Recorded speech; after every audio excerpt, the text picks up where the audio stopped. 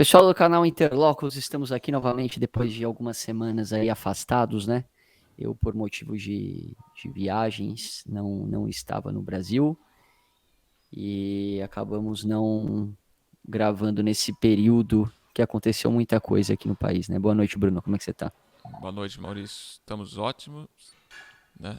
Tirando da porta da casa para fora, de resto tá tudo bem. Dentro do lar tá tudo ok, né?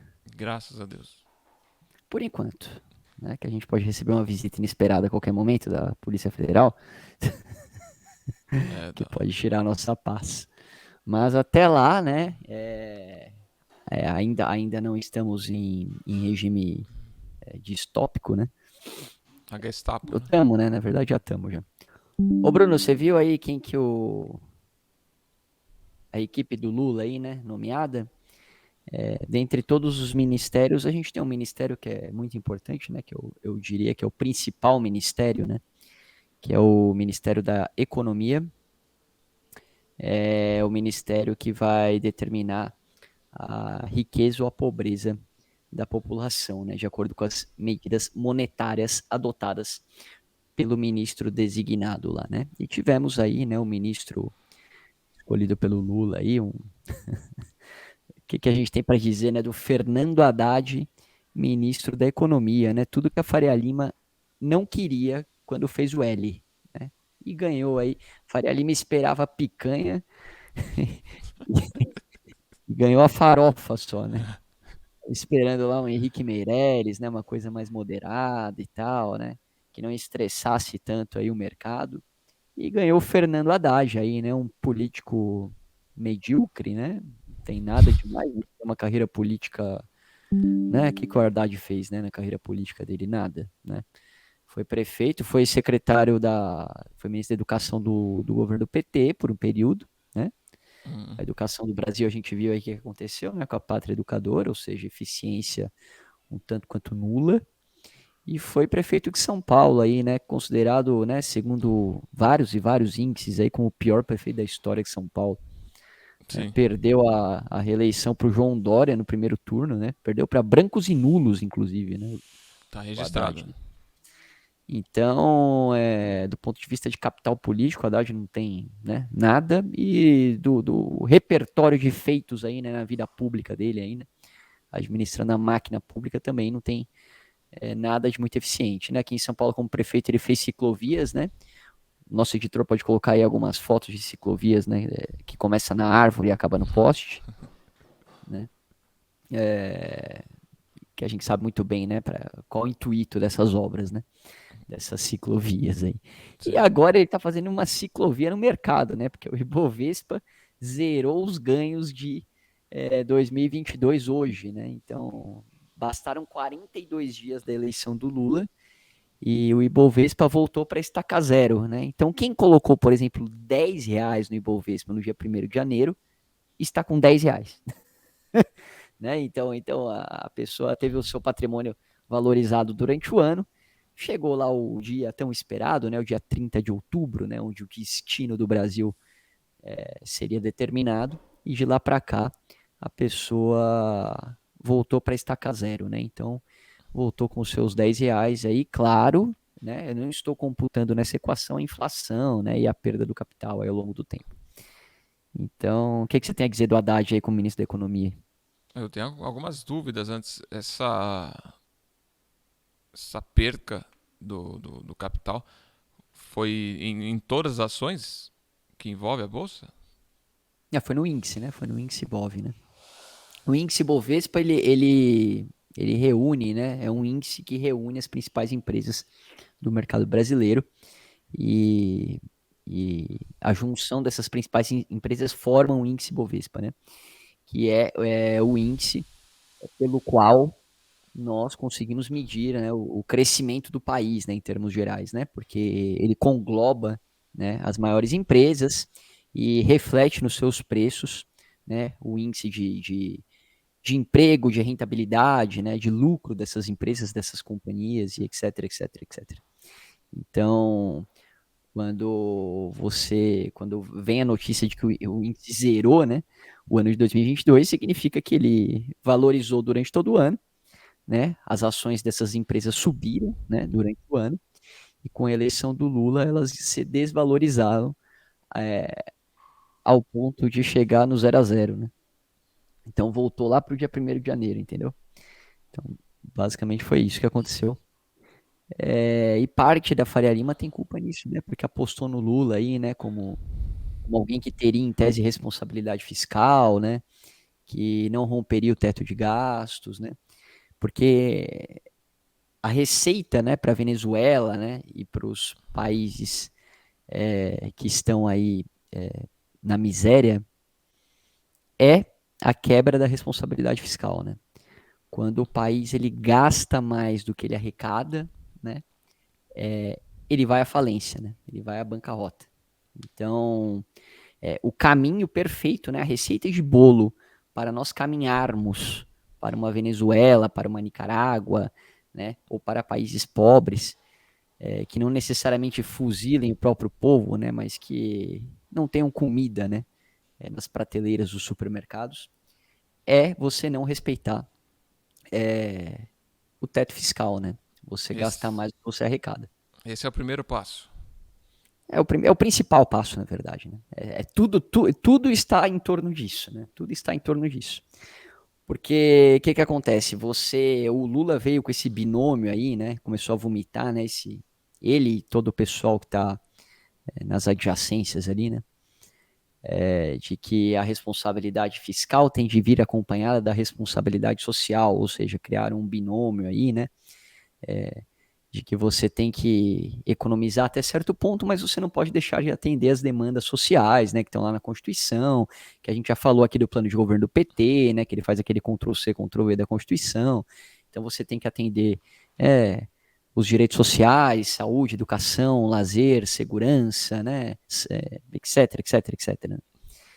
E então o PT, o que ele fala, né? Para a gente atender tudo isso, né, que a Constituição pede, nessa responsabilidade social, a gente tem que aumentar o Estado, porque o Estado é o indutor de tudo isso, né? O Estado que vai fornecer saúde, educação, segurança, alimentação, trabalho, lazer, previdência social, né? O Estado É é o o grande paizão. irmão aí, né? É o Deus, né? É o Deus, né? Então, o Estado que vai fornecer tudo isso na cabeça, né, na mentalidade das pessoas de esquerda, né? Elas querem o Estado inchado porque elas acreditam que o mercado não pode fornecer essas demandas vitais para a sociedade, que só o Estado pode fornecê-las. Portanto, o Estado tem que cada vez aumentar mais, né? Só que elas se esquecem que para o Estado aumentar, o Estado precisa de recursos, né? E esses recursos saem justamente dos mais pobres, né? Então é um ciclo vicioso, né? É que nem o cachorro correndo atrás do próprio rabo, né? Uma coisa meio burra, né? Mas a esquerda, enfim, ela vive disso, né? Porque na verdade o que é o Estado? O Estado é uma grande organização criminosa que pega o dinheiro do povo, né?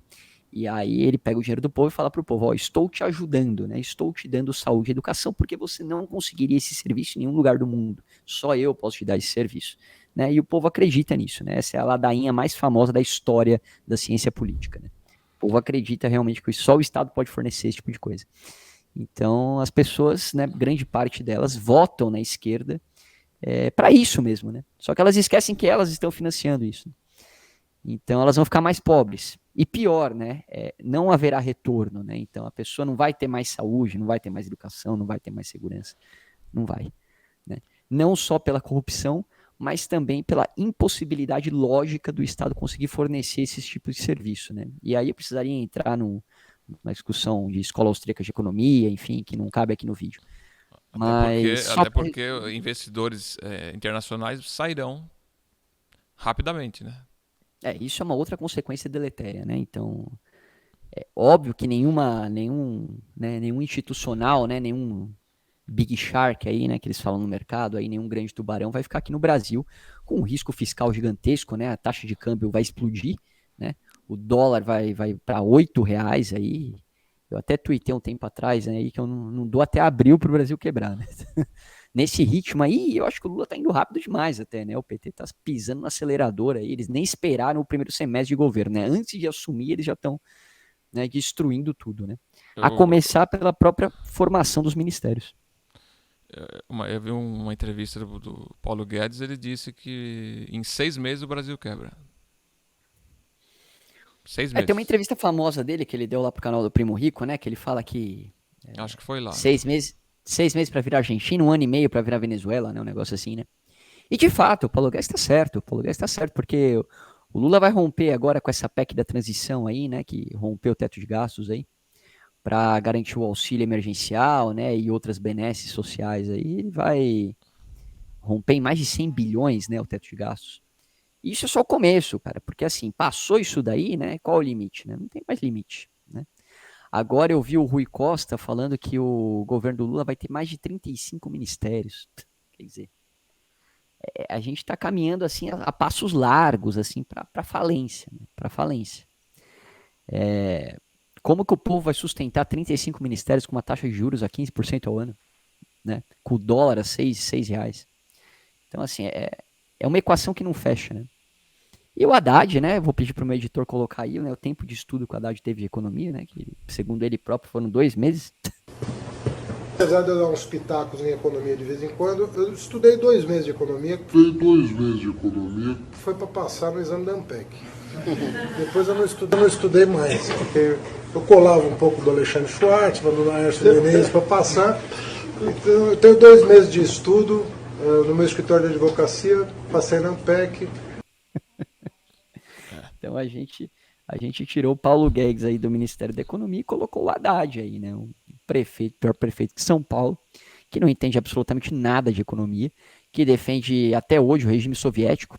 Inclusive tem um vídeo dele muito interessante, que se meu editor achar também eu vou pedir para ele colocar, do Haddad falando, né, que a diferença do Hitler e do Stalin era de que ambos fuzilavam o próprio povo, né? Mas o Stalin ele lia livros antes de fuzilar. Porque há uma diferença entre o Hitler e o Stalin que precisa ser devidamente registrada. Ambos fuzilavam seus inimigos, mas o Stalin lia os livros antes de fuzilá-los. Lia os seus livros. Você viu esse vídeo, não? Já. Puta que eu pariu, né? Então, assim, então o fato dele ler livros antes de fuzilar o inimigo torna o fuzilamento logo mais virtuoso, né? Evidentemente. Sim. Né? Então, o fuzilamento, incontinente, ele transcende, né? E adquire e agrega valor moral que justifique o próprio ato. Então é isso, né? Então essa mentalidade do Haddad aí, né? Um cara que defendeu no curso de Direito a União Soviética, depois que o Muro de Berlim já tinha caído, já. Ou seja, a União Soviética já tinha falido, o Haddad estava defendendo tese da União Soviética, né? E é o ministro da Economia do Brasil aí, a Bolsa de Valores derretendo e o dólar subindo, e é isso, né? Nada além daquilo que prometeram, né?